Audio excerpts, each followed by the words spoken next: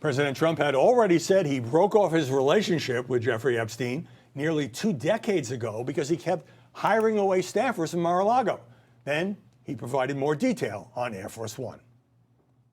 Mr. President, did one of those stolen, persons, that include Virginia Jeffrey? I don't know. I think she worked at the spa. I think so. I think that was one of the people. Yeah. He stole her. And by the way, she had no complaints about us, as you know. None whatsoever.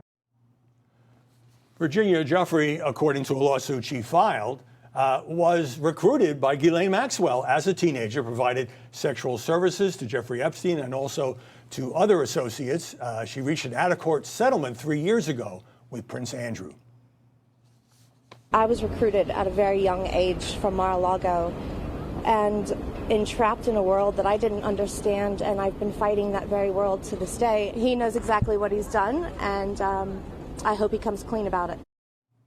Tragically, Virginia Jeffrey committed suicide in April. Mollie, there was a big media buildup about Ghislaine Maxwell testifying on Capitol Hill, and then her lawyer comes out and says, well, she'll do it if the president either commutes her sentence or pardons her. But now she's been moved to this minimum security facility in Texas. So it's hard to say that this is over. They're still courting her. What do you think? Well, in addition to the horror of what happened with Jeffrey Epstein and his associate, Ghislaine Maxwell, and by the way, I cannot imagine a less sympathetic figure for a pardon or commutation than someone who helped engage in that kind of abuse of children. Neither can I. But it's also true that the prosecutions have always been somewhat weird with this story, and I think we've learned, in addition to how awful the actual acts were, the prosecutions don't quite make sense. The handling of him in prison don't quite make sense. And so it is completely legitimate to look into these things. It's also true that the media aren't probably operating in good faith here. If they genuinely cared about this story, they would have cared about it for many years. Nothing that has come out is particularly new. We already knew about the fact that Jeffrey Epstein lived in Palm Beach. And also, if they cared about it, I feel like when Jeffrey Epstein's very close friend, Bill Clinton, the former president of the United States, spoke at the Democrat National Convention last year, they would have made a big uproar about it if they legitimately cared about this story. It looks like they're just trying to figure out a way to go after Trump like they always do. It is kind of amazing that 6 years after his death, we are still talking about this. And Annie, I mean, can you imagine the media uproar, the public outrage, if the president were to do anything to even reduce the sentence of Ghislaine Maxwell, who was such a crucial part of this pedophilia ring? Yeah, I mean, I think the dynamics surrounding that would be, the politics surrounding that would be quite difficult for the president, as you point out.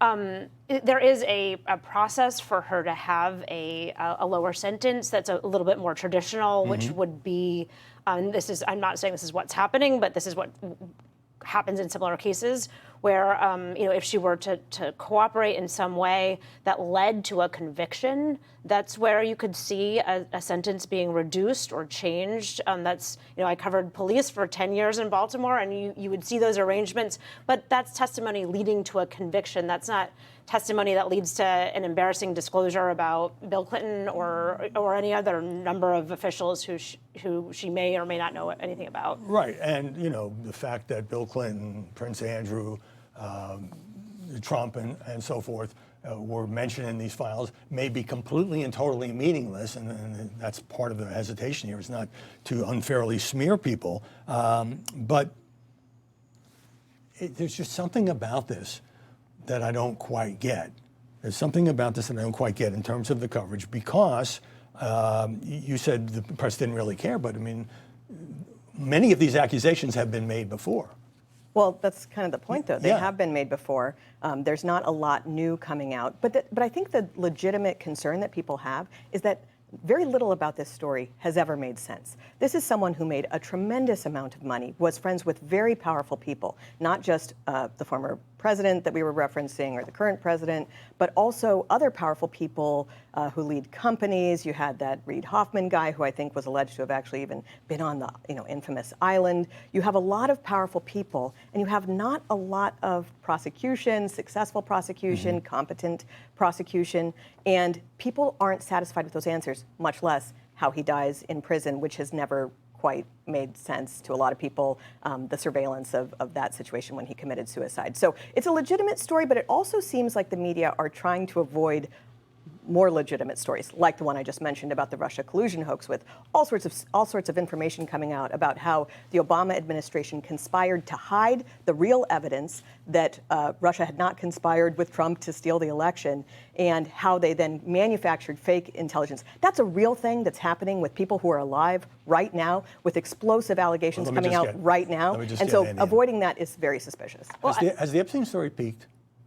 Oh, I mean, it's hard to know. I mean, I think, remember how this became a news story again in the beginning. I mean, it became a news story because Pam Bondi said that she had the Epstein files on her desk. She said she had to review them. She brought in a whole host of conservative influencers and gave them binders that said Epstein file on them, and they paraded them in front of cameras, leading people to understandably believe that the administration was on the cusp of releasing information that they promised they would during the campaign, and then they didn't. So, I mean, that sort of about face is what caused this to become something that was, a major news story. And so, is it dying down? I mean, one would think for there's a day or two.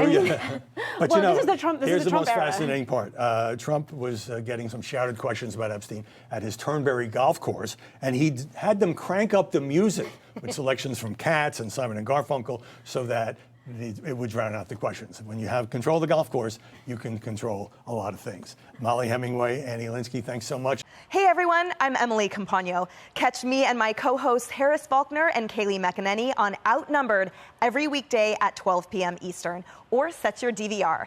Also, don't forget to subscribe to the Fox News YouTube page for daily highlights.